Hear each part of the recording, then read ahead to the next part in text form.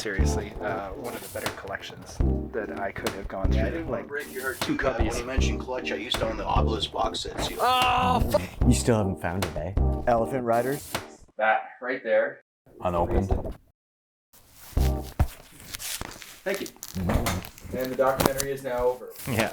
Record collecting is on the rise. In 2022, vinyl sales surpassed CD sales for the first time in 35 years. And like many, my collecting has just begun. Come along with me on my first year of collecting as I talk with other vinyl collectors, local record store owners, as well as bands about what makes them spin.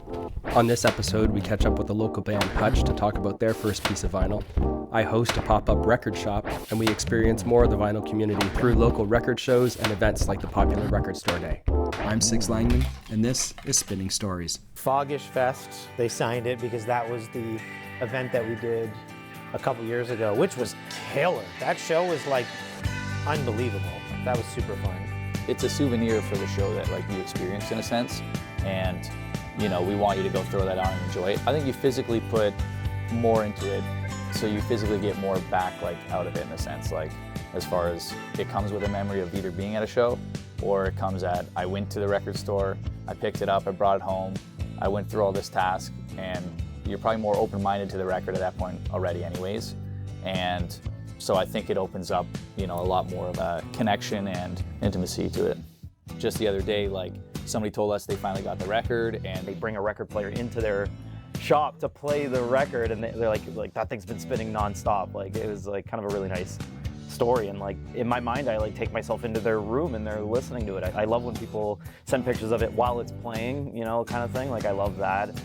I think it's going to be like records from now on almost, like, you know, CDs and things like that are nice, but at the end of the day, that's like the biggest way to support us, and it's still like, I think the best thing to physically hold at the end of the day.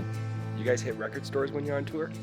It's a great way to kill a couple hours, especially with like 3 musicians. We'll go off in different directions, like, and then we'll meet up and be like, look what I found, you know, kind of thing. And we keep going to the same stores, you know, sometimes you're gonna keep seeing the same stuff, but when you're in like a completely different city with different things, you're gonna see some stuff you haven't seen before, and you're just like, all right, sure. It's always a fun game. The album cover like looked sweet, so you got to grab it. Yeah, or like, you know, it's like a certain artist, and you think like, oh, this album should be good. Like I'm not even gonna Google it. Like buy, you know, and then, you know, some hit, some miss, but that's part of the game. You can always trade them in. So I went to check out this record thing today and snagged a few nice stand worth records. Look at this. Look what I found. Look at his stack. His stack. My stack. Say this is a term of endearment. I see a lot of fellow music nerds when I go vinyl record shopping, and especially on Record Store Day. It's pretty chaotic. Like it's a fun day, but it's chaotic. Cordial chaos. It's like when you're waiting in line for a concert, you're with like-minded people, and you ask people like, oh, like, hey, what are you looking for today? What's your score? And it's always something completely different. Like the person in front of me at Record Store Day was looking for some crazy jazz record. I can't even remember what it was, but it's like, I gotta get this album. And I had my laundry list. I'm looking for the Bowie releases, the Cure Pornography, the Madonna Who's That Girl EP, Lou Reed, Angela Badalamenti, the Blue Velvet soundtrack, Blondie Sunday Girl, Erasure, Echo and the Bunnymen, Nico Live, Susan Vega, Cranberries, and Rain Parade.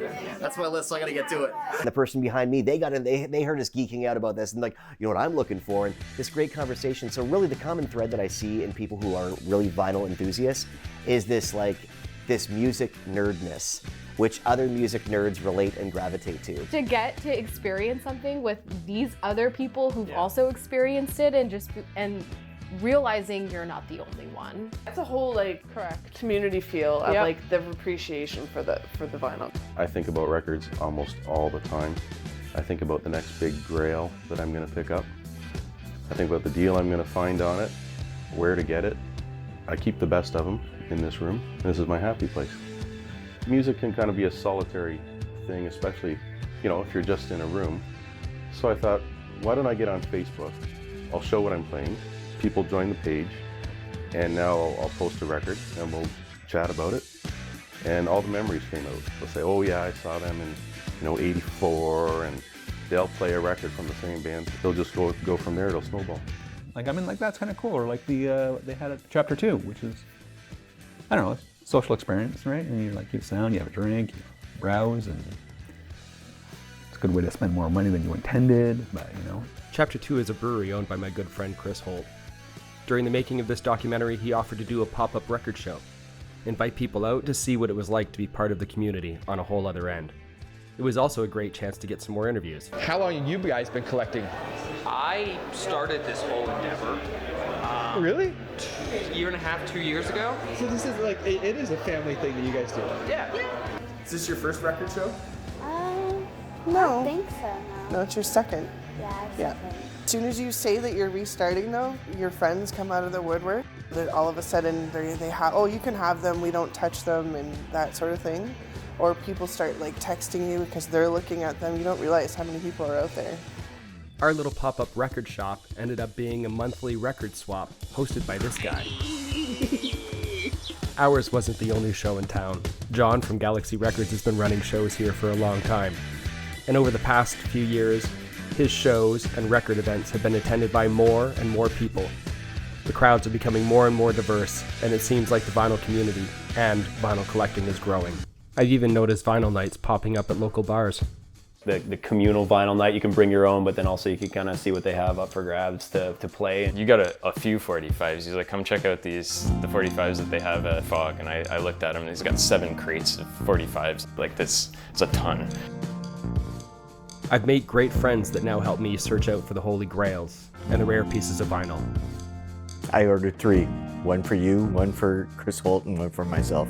And all of a sudden I get a call from Jeff and says, yeah, you've got a record waiting for you at Dr. Disc.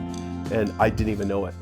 It was such a surprise and such an amazing thing that he would actually remember this and act on it just to make me happy. Maybe it's a record collector thing because Jeff's a collector as well. They know the value that will bring to your collection, the joy that it'll give you. Nick even helped me find the elusive Record Store Day release of Folklore by Taylor Swift, the one that broke Record Store Day, and then gifted it to my 11-year-old daughter. This just in. There's a new pressing of the Elephant Riders, an unofficial one. It's ready to be released into the wild. We'll update you once we can confirm. Now back to your regularly scheduled program. John at Galaxy was able to track one down for me. After all this time searching, I was finally able to lay my hands on a copy of the Elephant Riders. It's not exactly the copy that I wanted, but it's still a great addition to my collection. One grail down, a few more to go. Not only have I been collecting records, hitting every record store in the area, and the multiple record shows, I've helped organize events, and I've had the opportunity to produce limited edition, lathe-cut X-ray records with 2 of my friends' bands, Gypsy Chief Goliath and Age of Wolves. Teaming up with Marty Bach from SLR Studios and Robin from Red Spade Records to create these X-rays was not only educational, it was mind-blowing. The experience of dropping the needle on something that I had a hand in creating was an experience I'll never forget. Thanks for taking this journey with me. I hope that your record collecting introduces you to experiences you never thought you'd have, and that you get to share your spinning story. I have Tea Party, just for the record. I've got Tea Party. I got a very rare Tea Party album that I actually won at an auction from Jeff. That was an Australian press. Oh yeah? Yeah. Is that in the house? Yeah, it's in my room. That's tucked away. Autographed by the band too.